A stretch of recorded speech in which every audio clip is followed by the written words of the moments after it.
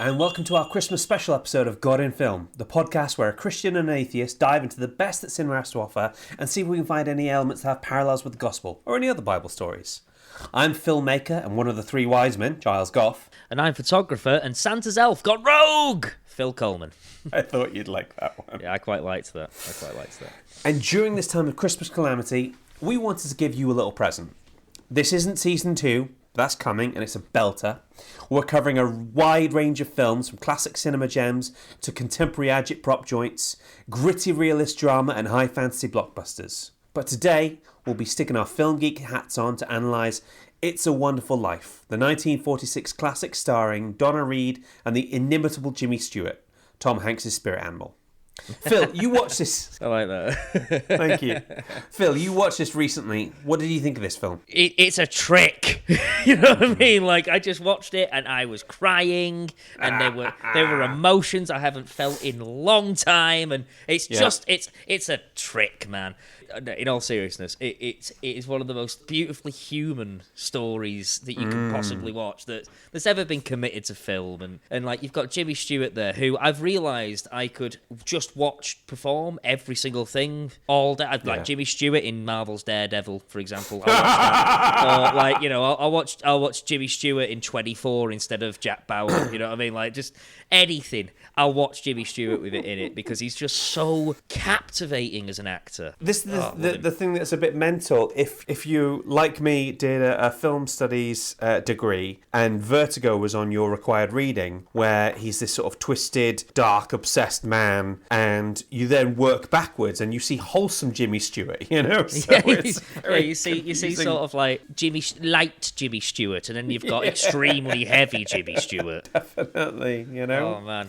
Honestly, that film is just one of the most beautiful things that you can watch. It's so life affirming. Absolutely. You know, it's brilliant. So I watched this film recently again and found myself in tears again. The moment where the woman says she can get by on $17.50 until the next week had me welling up. And the moment where George Bailey hugs his younger son always gets me, but since I've become a father, that bit hits just that little bit more. Very, very soon, from the time of recording this, in about a month's time, I'll be a dad. And just watching it, that for me as well. Like, just I'm not even a dad yet, and I was just like, no.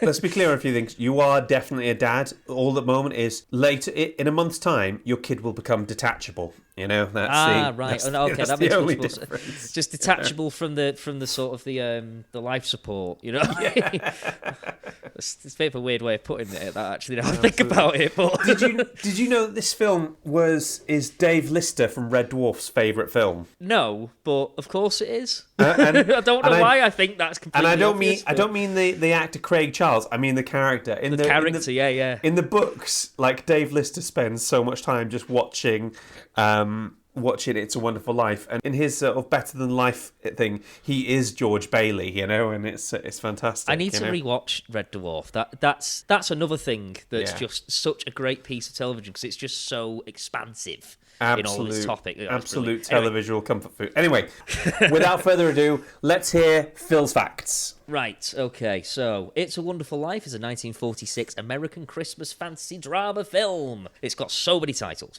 Produced and directed by Frank Capra, based on the short story and booklet The Greatest Gift, which Philip Van Doren Stern published in 1943. I did not know it was based on a short story. Neither did I until I started looking this up. I was like, I'll be honest, listeners, with pretty much every film I watch, I'm there with IMDb reading along as I go into the trivia section. With any film that we cover on this, I deliberately don't read the IMDb section because otherwise Phil would be reading out the facts and I'd be like, yeah, I know.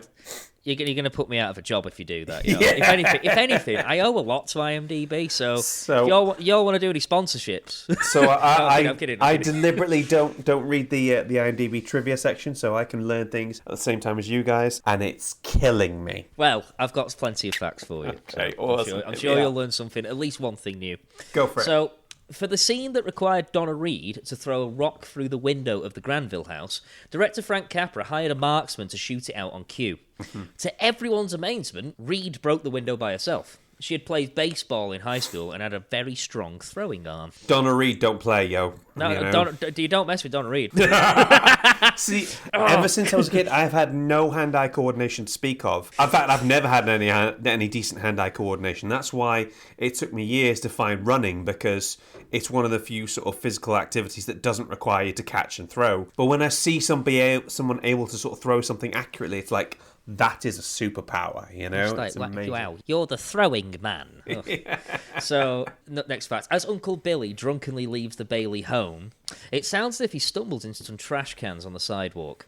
In fact, a crew member dropped a large tray of props right after Thomas Mitchell went off screen. James Stewart started laughing, and Mitchell quickly improvised, "I'm all right, I'm okay." Director Frank Capra decided to use this take in the final cut and gave the stagehand a $10 bonus for improving the sound. And now for context, $10 in 1946 is equivalent to nearly $132 as of 2019, which it's not a bad bonus just for dropping a couple of bins, you know what I mean? So, if any of our listeners really enjoy sort of satirical stuff like The Onion, I check out The Onion Film Standard and their review of It's a Wonderful Life there, where the reviewer just goes off on one at Uncle Billy. to be fair, Uncle Billy needs talking to, you know what Yeah. I mean? To be honest, I think he just needs 2 paracetamol and a nap, you know what I mean? He'll be okay.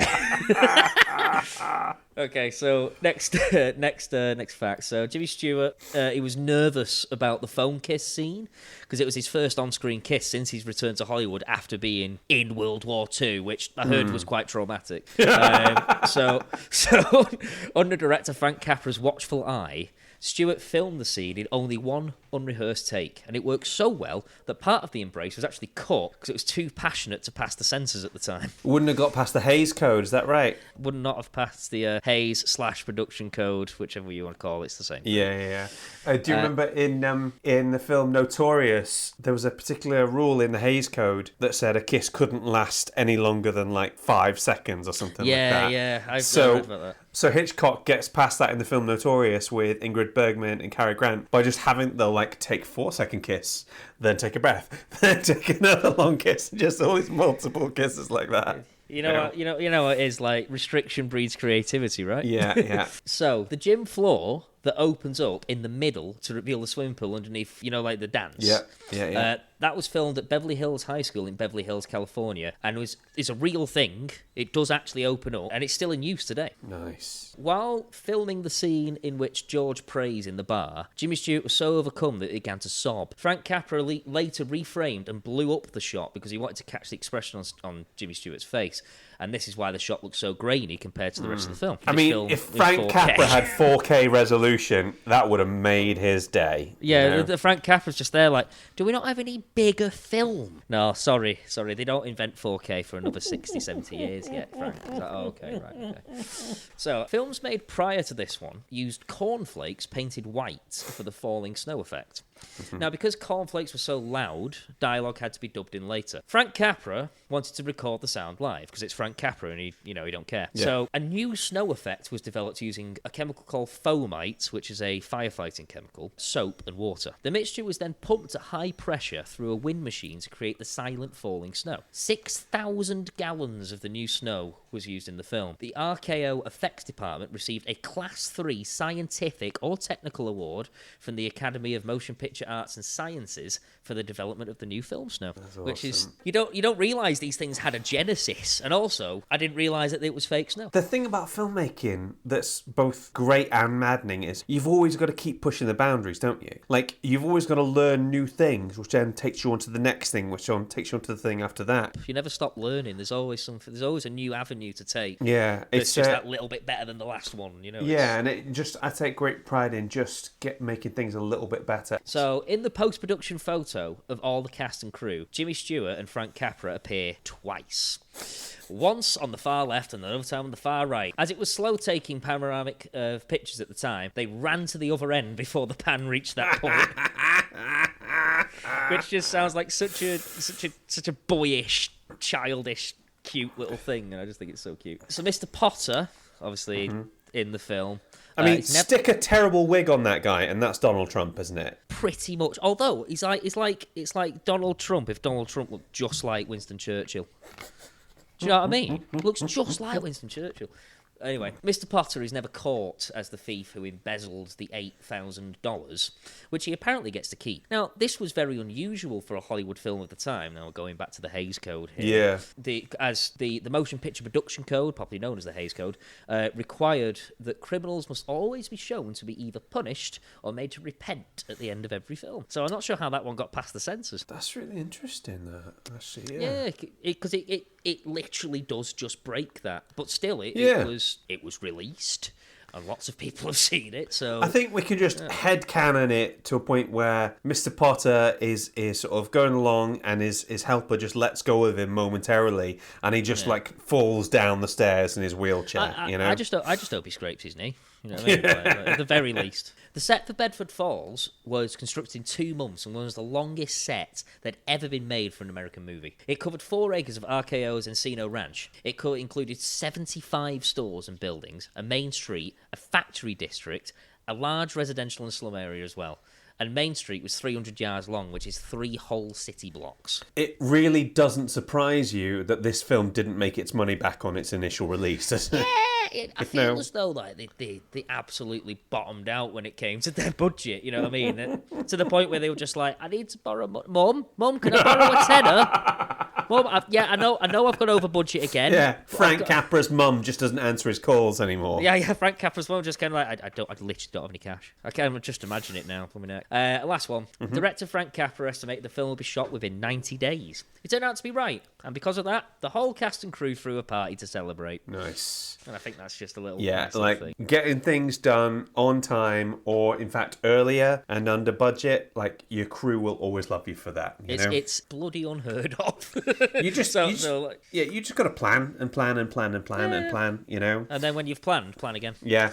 Like, coming back to Hitchcock again, he'd made all his creative decisions before any cameras started rolling. So you've just got to make sure that you've got to be cognizant that you don't want to be wasting other people's time. You know. Yeah. I think that's the thing. You know, it's time is money, especially in the film industry. Absolutely. Anyway, that's me. That's all my facts for this one.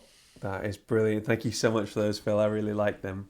Now, it's not a spoiler to say that this film hinges on a man who nearly commits suicide due to crippling financial problems.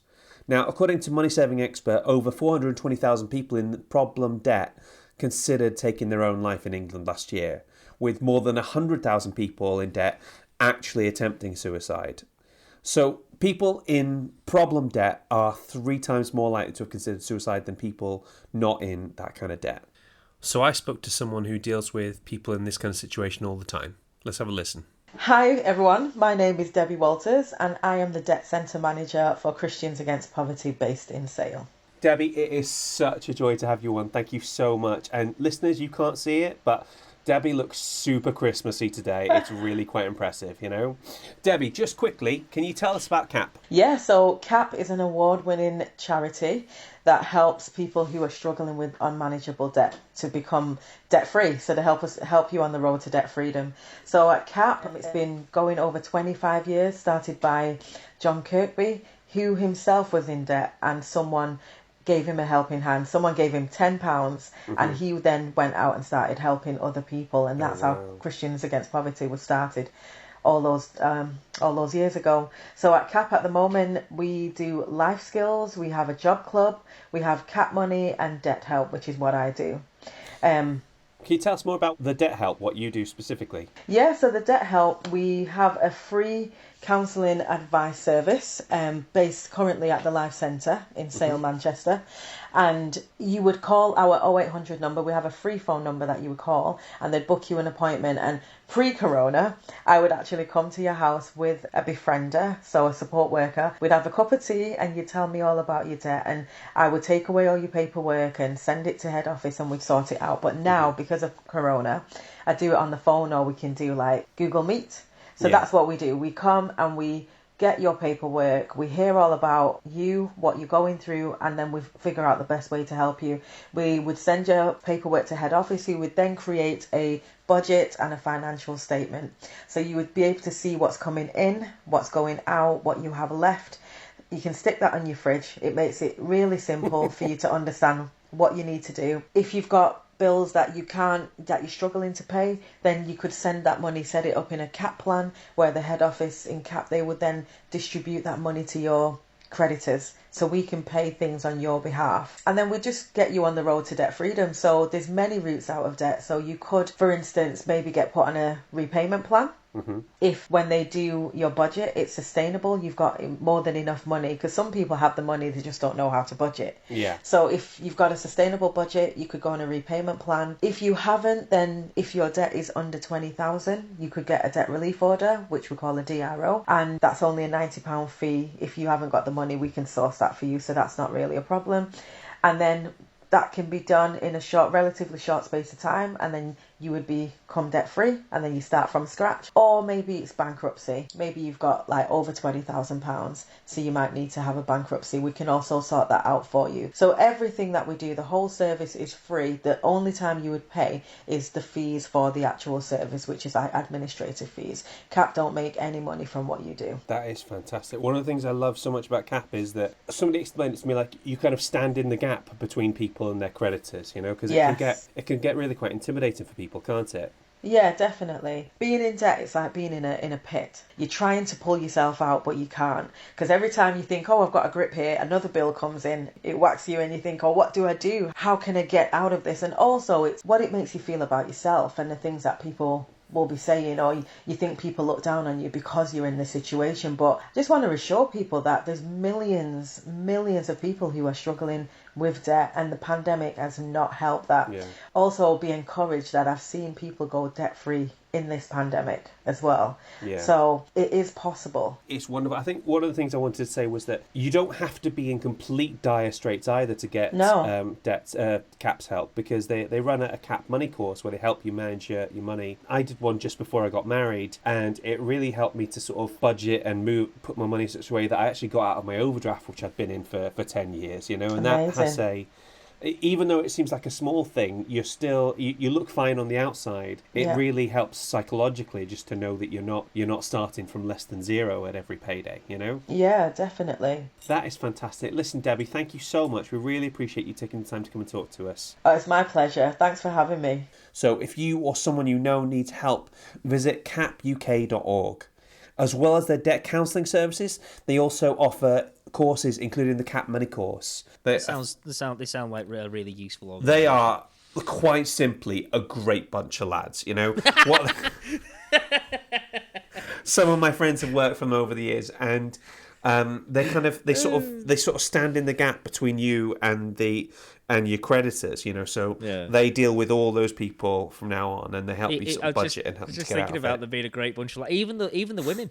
They're all a great bunch of lads. Absolutely. So that's good, man. So check them out at capuk.org. Now it is time for Finding the Faith in the Film. Nice little bit of extra flourish. Sometimes you got to mix it up a bit. You know, add a bit of spice. Yeah. Now there are many reasons why this film is so popular. Not least of which being that a clerical error meant this film was rights free to show on TV for decades. But nice one, lads. Yeah. But one thing I really liked about this film is that it treads a fine line between the secular and the spiritual. It doesn't bash its audience over the head with spirituality, but at the same time, it's not one of those films that talks about the true meaning of Christmas without actually mentioning Christ. Yeah. If in sort of like church households up and down the land, you sort of see like aggressive eye rolling whenever you see that in some kind of Christmas special. The first thing that jumped out to me was it actually starts off with people in different houses all praying for George Bailey. Now, this is a specific type of prayer called intercessory prayer. Have you ever heard of that? That is very new to me. I've never heard of that before. Awesome. Literally all intercessory prayer means is just praying for someone else. Oh, and it's... right. Well, I've heard of that. Yeah. You just didn't know I had a specific name. It's the idea of interceding for someone, stepping into the gap for someone. Instead of prayer just being, God, please help me with this, God, help me with such and such. It's about praying for somebody else that needs it, you know? It's one of the sort of key things to prove that your faith isn't just like cupboard love, you know? It's not just like, well, Lord, you did good things for me, so I'm going to worship you. You scratch my back, I'll scratch yours. Yeah. We'll sort each other out. Yeah, like if you look in the Old Testament, character of Jacob, the one who becomes Israel, who basically says, "Okay, Lord, so if you look after me and make sure I prosper and save me from all my enemies, then you can be my God and I'll worship you," or something like that. How does that sound? That is basically how the conversation goes. That sounds a little one-sided. Not gonna say, not gonna lie. You know what I mean? Yeah, I do not know what God got out of that. So there's a bit from St. Paul when he's talking to Timothy. "I urge then, first of all, that petitions, prayers, intercession, and thanksgiving to be made for all people, for kings and all those in authority, that we may live peaceful and quiet lives in all godliness and holiness." Now, a lot of times, what that's meant is praying for people in authority, praying for governments and stuff like that. And this always sticks in my throat a little bit because Christians have been so very much of and I just pray for the government, Lord, and I pray that they make the right choices and that you'll support them, guide them. And the thing I've had to get my head round is that praying for somebody doesn't mean endorsing somebody. I see what you mean, because you might have figured this out, is that I'm a Christian, but I'm not very good at it. I don't know about that. That being said, though, like my frame of reference is, I don't believe in God. So, I may be probably the wrong person to ask. But... So, like, half the time, I want to be like, "Lord, get him," It quite takes... like just there, like, it's like, "Okay, Lord, I've just got one thing to ask you. Just don't get in my way when I go over there with a knife. Just let me do this one thing, please. Please, God, yeah?" I mean, you've basically summed up Act 2 of Macbeth there, so... I was going to say, it did seem familiar when we say that, actually. But this idea of praying for people, not just for people who you love and care about, but people who are more distant, people who are like a friend of a friend, especially during this time, we've had so many prayer requests, and you cannot sometimes get a little bit complacent, but it's something I'm working on to make sure that I'm always praying for people who aren't immediately in my sphere of reference, because when it is people who you love, you would want others to take it seriously. Do you know what I mean? Yeah, it's I imagine you would like to wish well onto others. Yeah, like, just as a person, like to sort of put it in an atheist context. If the worst thing in the world is happening to you, you want other people who aren't directly affected by it to care, don't you? Naturally. So it's just trying to make sure that you're also sort of caring for those people as well. Yeah, you don't want to end up being like a hypocrite almost, So. Exactly.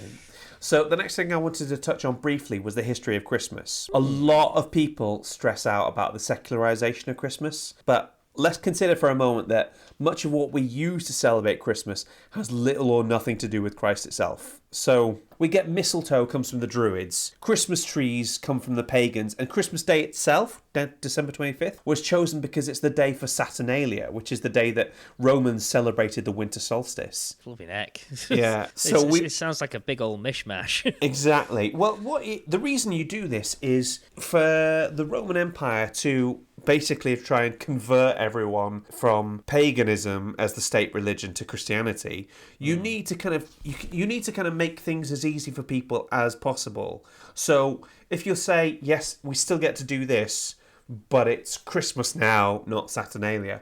I don't mind that too much. You know what I mean? So you're telling me that modern day Christmas is the outcome of clever politics? I'm telling you that sort of that modern day Christmas is a PR miracle. Let's put it that way. That's what it's. I was gonna say. It sounds like spin. Well, that's which is hilarious. Here's the mental thing, right? We want you to love God, and within reason, we'll do what we need to do to make that easier for you, Yeah, definitely within reason. If you think about it, like the Puritans put up as many roadblocks to loving God as possible. It's like, well, if you really love God, you've got to do this and this and this and that. I feel like I think that's one of the things that actually sort of turns me off from religion quite a lot is that there's a lot of stuff you got to do, man. Like a lot of stuff that just.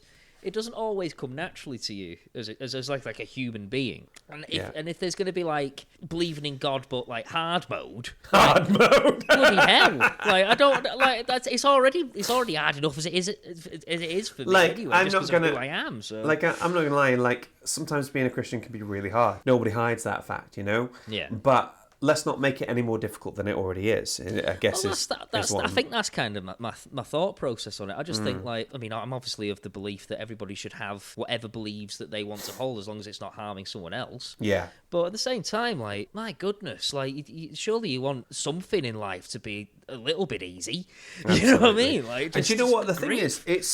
It's like making things contextually easier for people. There's one sort of passage in, I think, Acts, I can't remember where St. Paul, he goes to this one city, right? And these pagans, they like sort of worshipping all the different Roman gods and the rest of it, they literally have a statue for the unknown god, right? So it's like we want to make sure we've covered all our bases. We want to make sure that we're not upsetting any gods that we haven't mentioned, you know? That's so great. So what Paul does is he says, okay, let me tell you about this unknown God. So this unknown God is a guy called Jesus, right? And he basically takes their cultural concept of a God that they don't know about and uses it to sort of preach a gospel message, which I think is fantastic. That's quite good. I quite like the fact that it's just sort of like placeholder God. You know what I mean? It's just sort of just like, you know that God you believe in? It's him, but it's also that guy's God. And it's his guy's God too.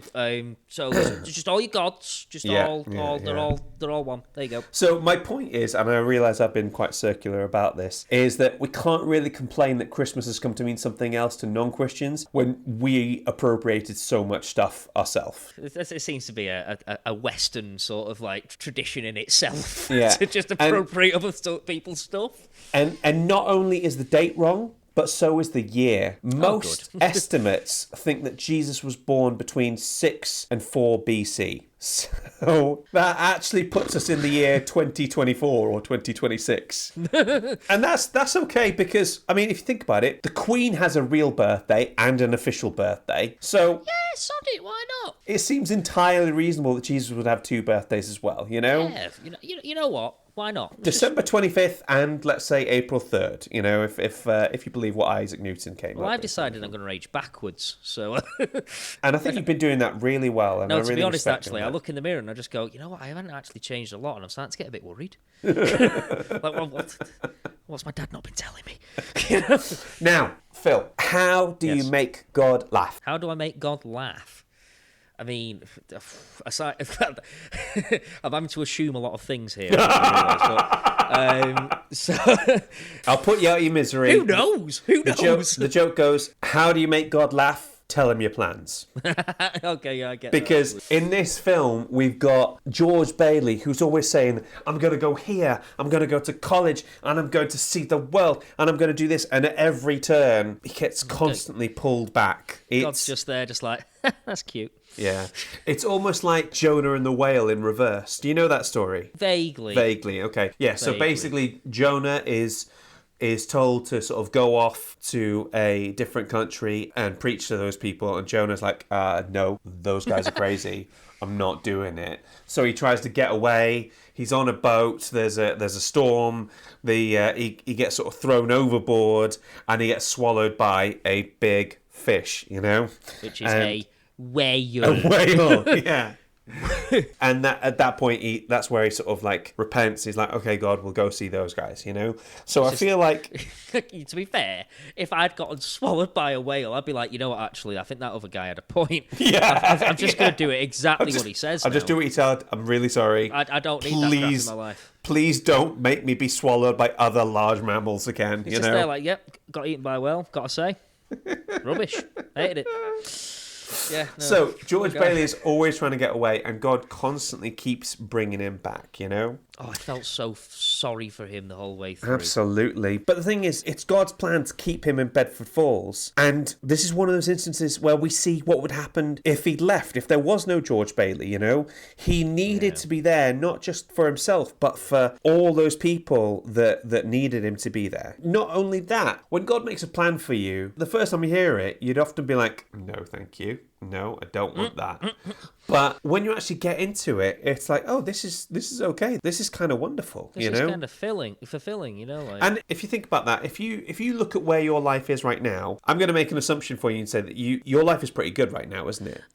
It could suck a lot more. I've Yeah, got to say, like, exactly. I quite enjoy my life. But if you gave the exact specific circumstances to teenage Phil, he'd probably turn his nose up at it, wouldn't he? Well, I've got to say, like, and I think I said that. I think I texted you just after I watched this a couple of days ago, and I was saying like and not to get too personal, but it does have a point. The amount of times that I felt so low in my life, and the amount of times where I felt like what would it be like if I just didn't exist, or what would it be like if I just took away my own existence? And when you watch a film like this, you really realise the worth that you have just in those tiny increments, in those small moments. That time that you helped somebody with the smallest thing could mean the biggest thing to them, and it's one of those things that you've got to.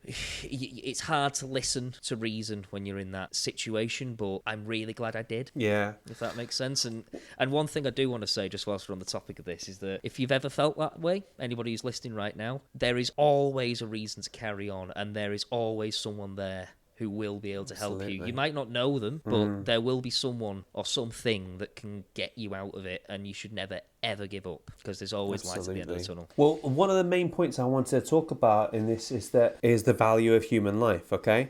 There's a phrase that is well known in church circles. I couldn't find who said it first, but it just goes along the lines of, you have never met a person who didn't matter to Jesus. There is not a single one. No matter how bad that boss was or how terrible that school bully was to you, they are God's everything. He's nuts about them. And there's a line in Psalm 139, verses 13 to 16. The Psalms are a little bit like King David's mixtape. Like some of them are incredibly emo, like, oh my gosh, everything's terrible, I hate my life, but they're all straight fire.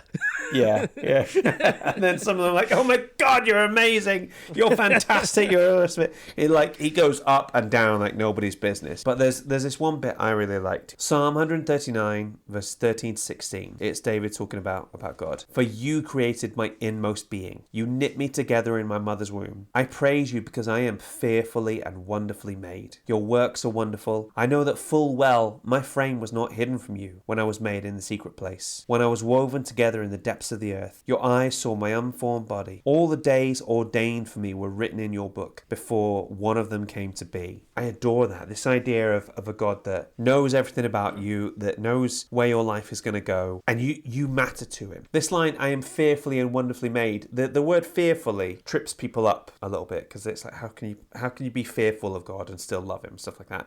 In sort of the old Hebrew, fearfully and respectfully are kind of like synonyms. I get you. I always did wonder that, actually. Like, like when people say, are you a God-fearing man? Yeah. And I'm just like, why would you be afraid of someone you hold so dear? Yeah, so I mean, if you think of it like, you fear the police and you respect the police, or at least you probably should respect them a little bit, provided they're doing their jobs properly. Well, yeah, provided they're a good policeman. Yeah.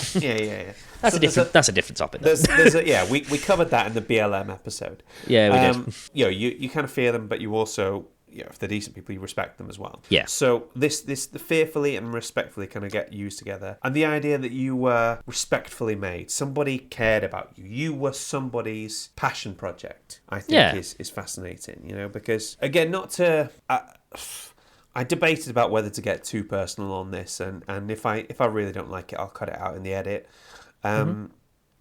But I thought I might take advantage of the fact that none of my family actually listen to this show. Okay. There is some disagreement, shall we say, as to how planned my conception was.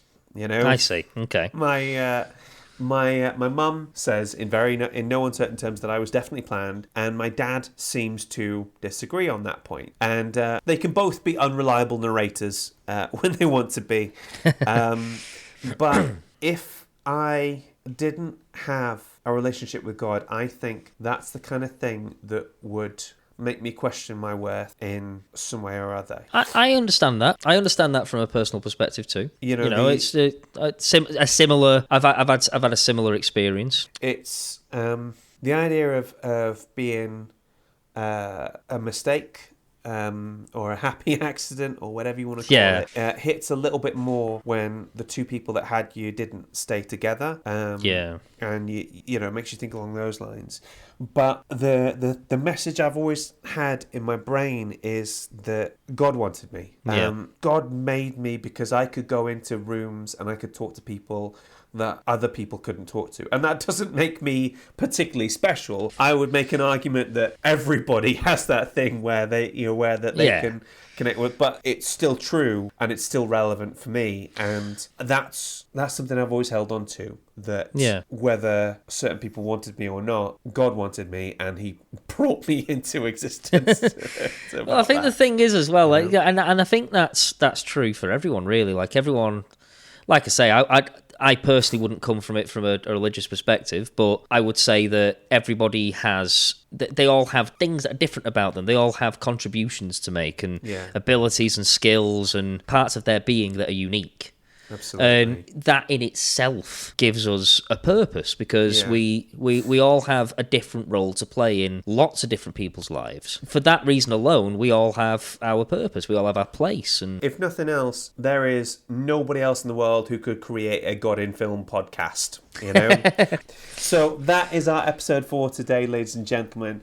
Now, thank you so much for listening. Like I say, Season 2 is on its way. We do have a review. Do we? We had a review that said we were really interesting. It said, Matrix and Dogma were favourites of mine. Great insights by these guys. And the name of the person for that review is Brighton, UK. So I've decided to interpret it that the entirety of Brighton all got together and said, look, we all think this episode's great. Let's save ourselves. Let's just get one person to write it. I'm going to be honest with you. I'm completely on board with that line of thinking. Yeah. Thank you, the entirety of Brighton. Thank you, Brighton. We flipping love you. And as soon as this whole COVID nonsense is over, we're going to be back there at the first opportunity. Yeah, well, I'll go to Brighton. You know, What do we do in Brighton? Well, there's this thing called Burning the Clocks, and around this sort of time of year, where they have this kind of big parade with all these paper kind of clocks and things that are all like little lanterns, and then they take it to the beach and just set it on fire, and it's awesome. You know? I was going to say, that sounds kind of dope, man. Yeah. We should go sometime. Brighton, you love us, and we love you in kind, okay? Ladies and gentlemen, like all artists, we are desperate for validation. So please send us more reviews. Tell us what you like. Tell us what you don't like. We don't care. We just want to know that you're listening. But we will read out the best ones on our show. That is all from us. Phil, have you had a good time? Absolutely. And I tell you what, despite the fact that this year has been, for want of a better phrase, a little bit of a write-off. Yeah. Just having this to do and keeping creative and keeping sort of like sharp, it's been an absolute pleasure, and I'm looking forward to Season 2. Merry Christmas. Merry Christmas. Merry Christmas to you, listeners. We hope you have a fantastic time. Bye. Bye. God in Film is hosted and created by Giles Goff and Phil Coleman. Mixing by Phil. Editing by Giles. Our logo was designed by Julie Walsh, and our theme tune was composed by Rick Lee. Waffle editing by Natalie Austin. God in Film is a Dask production. Please rate and review, unless it's a 1-star, in which case, write down your review in a letter and post it to Santa's workshop in the North Pole, where he will assess your review and determine whether Phil should be put on the naughty list as a result. Merry Christmas, y'all.